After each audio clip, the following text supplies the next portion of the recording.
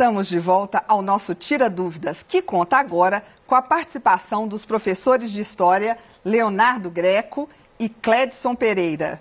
Seja bem-vindo, professor Cledson. Obrigado, bom dia. Lembrando que você pode fazer a sua pergunta pelo telefone fixo ou enviar uma mensagem para o nosso WhatsApp nos números que aparecem agora na sua tela. Enquanto você envia suas dúvidas, nós vamos relembrar mais alguns conteúdos das aulas de hoje. Bom dia, professor Cledson, tudo bem? Tudo bem, bom dia. Hoje foram ministradas duas aulas, uma para o sexto, uma para o sétimo e outra para o nono ano. A aula do sétimo ano foi o início da colonização no Brasil, foi uma aula de revisão de todo o processo, desde a saída dos portugueses da Europa, perderem esse medo de lançarem-se ao mar, até o primeiro choque de culturas aqui entre os povos, o europeu, o nativo, depois provavelmente a chegada dos negros africanos, essa miscelânea que deu origem à nossa sociedade, quem nós somos hoje. Para o nono ano, foi uma aula até pesada, porque falamos da repressão da ditadura militar sobre indígenas, sobre o movimento negro. Eu ampliei e expliquei o que era a repressão ao todo de todo aquele governo militar sobre a sociedade em geral. Então foi uma aula até um pouco tensa, porque é um período tenso da nossa sociedade. Ótimo! Agora que nós já relembramos mais alguns temas, nós vamos voltar para as nossas perguntas. Vamos lá. Nono ano. O movimento negro ainda busca representatividade? Sim, o movimento negro ainda busca representatividade. Por quê? A gente vive numa sociedade veladamente racista e preconceituosa. Todo o movimento negro, mesmo garantido por lei que exista igualdade entre os homens, ele não tem garantido as mesmas liberdades, os mesmos direitos, as mesmas oportunidades que uma pessoa da cor branca teria.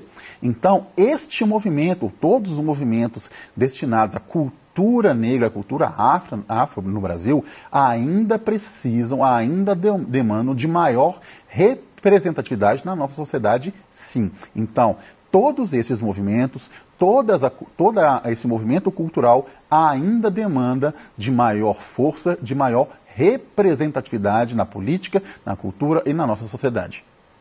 Nós sabemos bem disso, né? Que temos que lutar para isso. Vamos lá. Terceiro ano.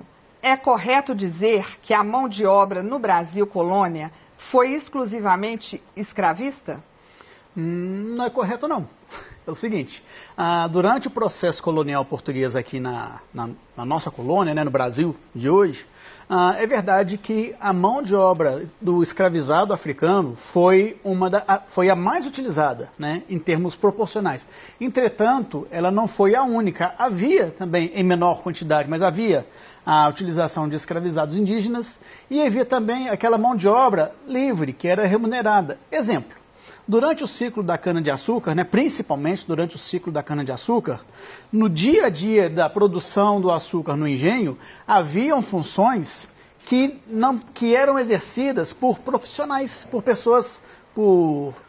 pessoas livres, né, que eram remuneradas para exercer determinada atividade. Por exemplo, havia um profissional no engenho do açúcar que era responsável pela, vamos dizer assim, pela depuração do açúcar.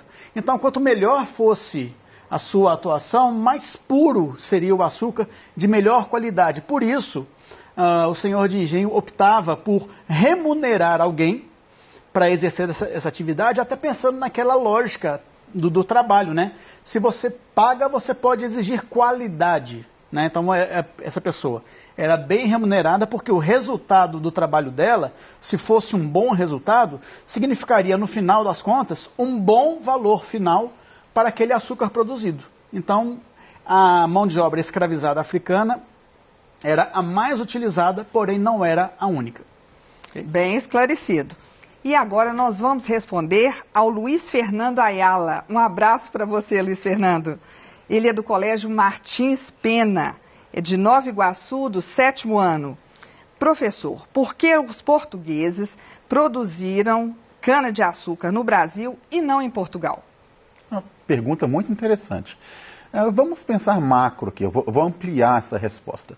Se a gente pegar a Europa, desde a Idade Moderna, ela praticamente esgotou seus recursos naturais. Então, ela está entrando num processo de industrialização em que aquelas civilizações elas não vão ter matérias-primas para garantir o seu sustento. Então, há necessidade de encontrar terras para produzir essa matéria-prima. Se a gente pensar em domínio de colônia, fazer essa colônia ser lucrativa, fazer ela dar retorno, tem que se produzir nela. Por quê? Existe um comércio triangular ali, principalmente com a escravização, o tráfico de seres humanos, que é essencialmente lucrativo. Então, precisa-se de mão de obra na colônia. Essa mão de obra, em primeiro momento, vai ser nativa e depois vai ser a escravização do negro africano, que vai gerar muito lucro. Falando especificamente da produção de cana-de-açúcar, esta é uma cultura que precisa de um clima tropical para ser produzida. Então, o solo e o clima no Brasil eram muito mais propícios e produtivos do que em Portugal. Ótimo. 7º ano. Quais os receios dos europeus em lançarem-se ao mar na Idade Média? Vamos pensar como pessoas da Idade Média na Europa. Quem controla o pensamento é a Igreja Católica. Então, a ciência, ela sempre vai estar num patamar abaixo do que a Igreja Católica dizia que era verdade. Então a Igreja falava para todo mundo, para toda a sociedade, que se lançar ao mar, você vai encontrar um dado momento, um firmamento, você vai cair no firmamento, num abismo sem fim. É uma teoria de terra plana da Idade Média, que está sendo, curiosamente, voltando agora, gente, a Terra não é plana, pelo amor de Deus, tá? E outro fator é que eles falavam que existiriam monstros gigantescos, devoradores de embarcações no grande mar. Então existia um medo deste europeu pelo desconhecimento do que era navegar em mar aberto e principalmente do que era idealizado naquela sociedade que preconizava o medo. Perfeito. 3º ano. Que tipo de riqueza a posse do escravizado africano representava? Bom, para responder essa pergunta, eu vou ter que fazer uma analogia que eu detesto, mas ela é necessária. Tá? Escravizado, durante o período colonial, ele é chato falar, mas ele não era considerado nem um ser humano. Ele era considerado mais uma peça, mais um maquinário que fazia parte do sistema produtivo da colônia. Tá? Então, pensemos o seguinte.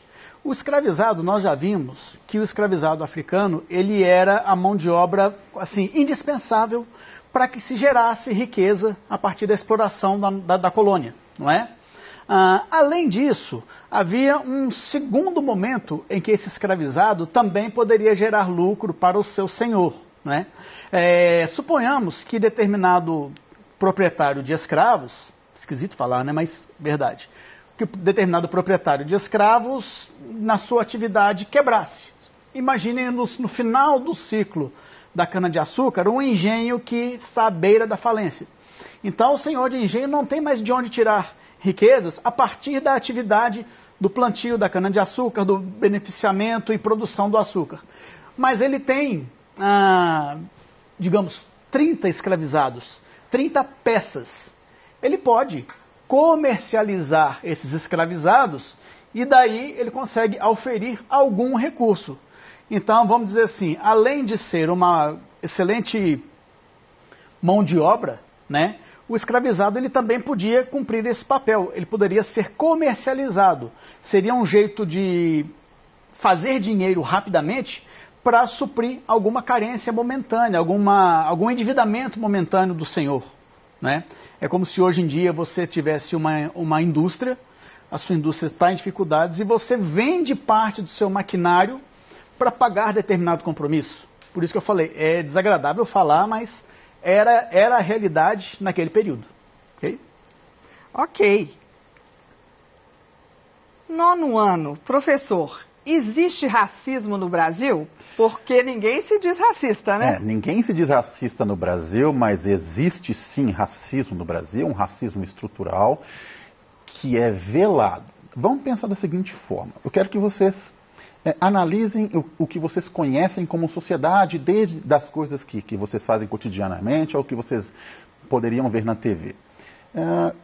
Quantos estudantes de medicina são negros? Será que os negros têm a mesma oportunidade que os brancos para fazer um curso de medicina? Quantos intérpretes principais em novelas, em séries no Brasil são negros? Quantos apresentadores de telejornais em todos os canais são negros? Qual é a figura, o estereótipo de bonito na nossa sociedade? Será que é o estereótipo do negro? Será que o cabelo idealizado como bonito pelas mulheres é o cabelo afro? Ou é o cabelo branco? A nossa cultura dominante ainda é a branca. O negro ainda, no Brasil, ainda precisa conquistar este espaço. O problema é que o racismo aqui é muito velado.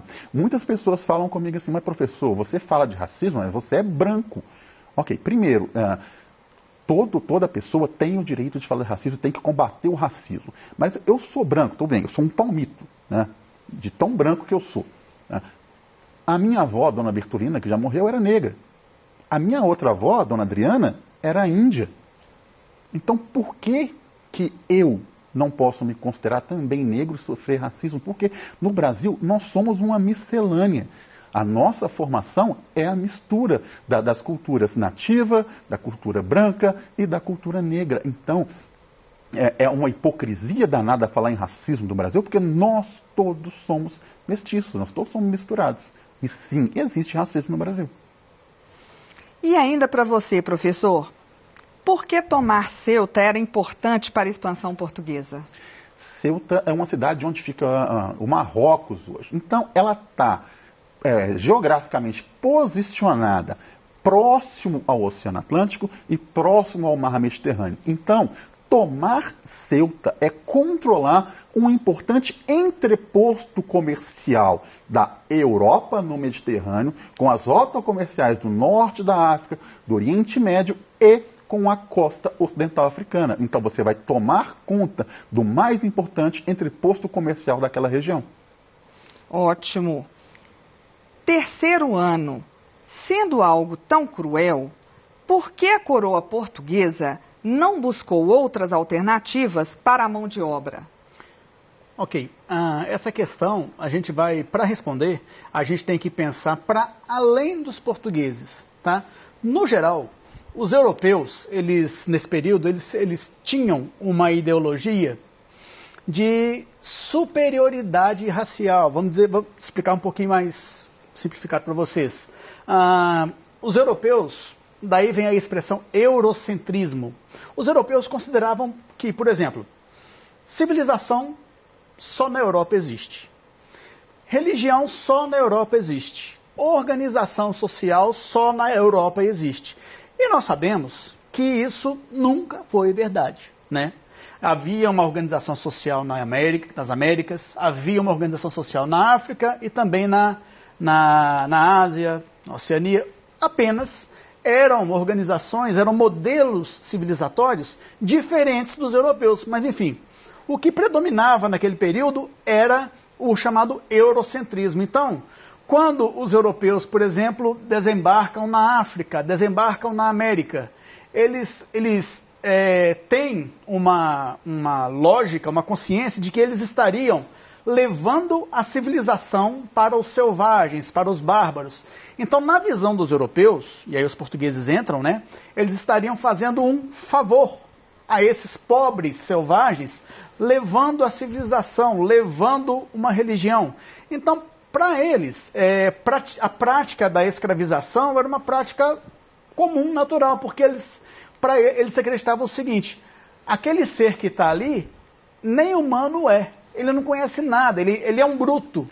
Então nós temos o dever moral, cívico, um dever cristão, entre aspas, de interferir no seu modo de vida, ensiná-lo a viver, seria isso. E por isso que quando eles praticam a escravização, eles não têm consciência de que aquilo, que através da escravização, eles estariam praticando um atentado, uma agressão à dignidade daquele outro ser humano. Até porque, combinemos, né, os portugueses nem consideravam tanto africanos quanto indígenas aqui na América seres humanos na realidade, né? Por essa razão, ok? Momento triste da nossa história. Extremamente.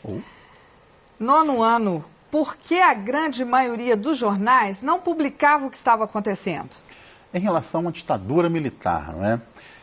Muitas pessoas falam comigo hoje, na ditadura era bom porque a gente não tinha notícia de crime nenhum, não tinha notícia de corrupção. Tá? Não tinha porque o governo militar colocava censura dentro desses jornais. Então, somente seriam publicadas, veiculadas notícias que agradavam o governo vigente. Então, nenhuma crítica, nenhuma denúncia, nem nada, nem informação que o governo militar julgasse ser incomum, que fosse ferir a imagem do governo, ela era publicada. O censor não deixava. Existiam jornais que saíam ou com um jornal, uma página em branco, ou com uma receita de bolo. Por quê? Quer dizer que aquela notícia que seria veiculada naquele jornal, ela foi censurada. Então, os jornais não poderiam emitir nenhuma notícia que o governo militar julgasse nociva à própria imagem dele. Os jornalistas, provavelmente que insistissem em veicular esse tipo de notícia, seriam presos, torturados, mortos, como muitos foram. Só um adendo? Claro. Isso que o professor falou é extremamente relevante, só que a gente tem que lembrar o seguinte: o que não impedia de alguns órgãos, de alguns jornais, por exemplo, de buscarem alternativas extremamente inteligentes para passar alguma mensagem. Exemplo, eu li algum tempo atrás de um jornal, não vou citar o nome do jornal aqui, tal, que mesmo no período mais rigoroso do regime militar no Brasil, ele deu um jeitinho. Aonde? Na previsão do tempo do jornal. Então, mencionando sobre Brasília, né, o jornalista colocou na previsão do tempo assim: nuvens extremamente carregadas sobre a capital federal. O ar está irrespirável. Indiretamente, ele queria dizer o que são as nuvens extremamente carregadas. Uma vigilância, uma censura extremamente forte. E por que o ar estava irrespirável? Porque era uma situação insuportável, principalmente para quem tinha a incumbência de veicular as notícias. Então percebam que a censura era forte, o rigor, né, o controle era extremo, mas também a inteligência do profissional de jornalismo, no caso, também era extremamente aguçada. E ele conseguia, não frequentemente, claro, mas sempre que possível ele conseguia alternativas para tentar minimamente dar o seu recado. Então, eu acho que vocês já responderam essa próxima questão que chega aqui para nós. Existia oposição na ditadura militar? Existia uma oposição não oficial. A oposição realmente que existia eram de grupos clandestinos. Para você fazer uma oposição política declarada ao governo, à ditadura militar, você tinha que ser clandestino. Você tinha que partir para ataques, podendo ser até ataques armados, propriamente dito, grupos armados para lutar contra a ditadura militar, que eram perseguidos e mortos. Inclusive, se você fizesse naquela época parte de um grupo armado, a primeira coisa que você não falaria para o seu companheiro de luta era o seu nome, porque se o seu companheiro fosse preso, ele não te entregaria, não saberia se ou não para entregar. Existia uma oposição dentro do movimento cultural, quando você fazia músicas de protesto com mensagens veladas, não explícitas, porque senão você estaria caindo na censura. Mas se a gente falar em partido político de oposição, existia o MDB, que se dizia oposição. Porque se a gente colocar na prática, nenhuma ou pouquíssimas ações lá nos anos de chumbo destes partidos seriam levadas em consideração. Então, existia uma oposição declarada clandestina e uma oposição política representativa velada. Ótimo. E vamos lá agora. 7º ano, a descoberta do Brasil foi acidental? Não. Quando eu era criança e eu aprendi a descoberta do Brasil, os professores daquela época falavam que o Brasil foi descoberto acidentalmente. O que ensinavam naquela época? Que Pedro Álvares Cabral pegou sua frota lá em Portugal, queria chegar às Índias, contornando o continente africano, e acidentalmente chegou ao que chamamos hoje de Brasil. Então, estão querendo falar para a gente, para vocês, que ele queria ir para o leste e foi para o oeste. Ou ele é o pior navegador do mundo, que não sabe a diferença entre direita e esquerda, entre leste e oeste, ou o assunto demandava uma ciência que existiam terras aqui. Portugal sabia que existia um continente, só que não declarava, porque teoricamente esse continente pertenceria à Espanha, que a Espanha chega aqui primeiro em 1492. Depois do Tratado de Tordesilhas, que finalmente dividiu-se esse território entre Portugal e Espanha, que saiu a frota de Pedro Álvares Cabral em direção inicialmente às Índias, mas que necessitou fazer uma curva no Oceano Atlântico maior devido ao grande número de navios e, segundo eles, acidentalmente teriam avistado a Terra, mas não foi acidentalmente. Eles sabiam da existência, eles só não revelavam isso na época para não ter nenhuma reação do reino espanhol. Muito obrigada, professores, porque chegou a hora de mais uma pequena pausa. Aproveite para participar do nosso Tira Dúvidas, que no próximo bloco contará com a participação das professoras de História Viviane Soares e Angélica dos Santos. Eu agradeço a presença do professor Leonardo e do professor Cledson. E você, estudante, já sabe, é só ligar no telefone fixo 31 3254 3009 ou enviar uma mensagem para o nosso WhatsApp no número 31 98295 2794. Já estaremos de volta. Não saia daí.